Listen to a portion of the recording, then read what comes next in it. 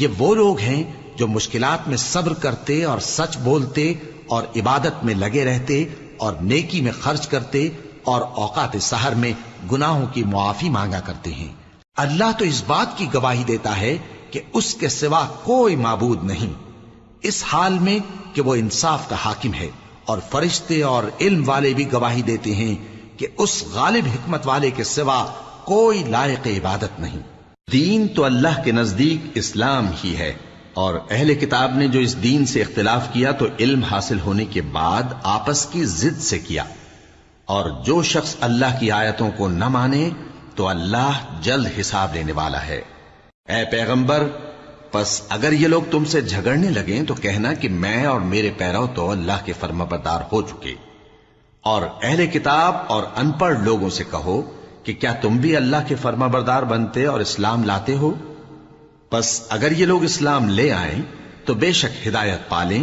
اور اگر تمہارا کہا نہ مانے تو تمہارا کام صرف اللہ کا پیغام پہنچا دینا ہے، اور اللہ اپنے بندوں کو دیکھ رہا ہے۔ جو لوگ اللہ کی آیتوں کو نہیں مانتے اور انبیاء کو ناحق قتل کرتے رہے ہیں، اور جو انصاف کرنے کا حکم دیتے ہیں انہیں بھی مار ڈالتے ہیں، ان کو دکھ دینے والے عذاب کی خوشخبری سنا دو۔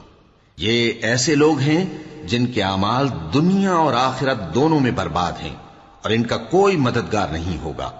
بھلا تم نے ان لوگوں کو نہیں دیکھا جن کو کتاب یعنی تورات سے حصہ دیا گیا، اور وہ اس کتاب اللہ یعنی قرآن کی طرف بلائے جاتے ہیں تاکہ یہ ان کے تنازعات کا ان میں فیصلہ کر دے،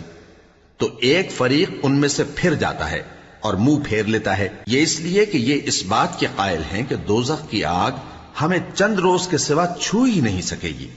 اور جو کچھ یہ دین کے بارے میں بہتان باندھتے رہے ہیں اس نے ان کو دھوکے میں ڈال رکھا ہے۔ تو اس وقت کیا حال ہوگا جب ہم ان کو جمع کریں گے، یعنی اس روز جس کے آنے میں کچھ بھی شک نہیں،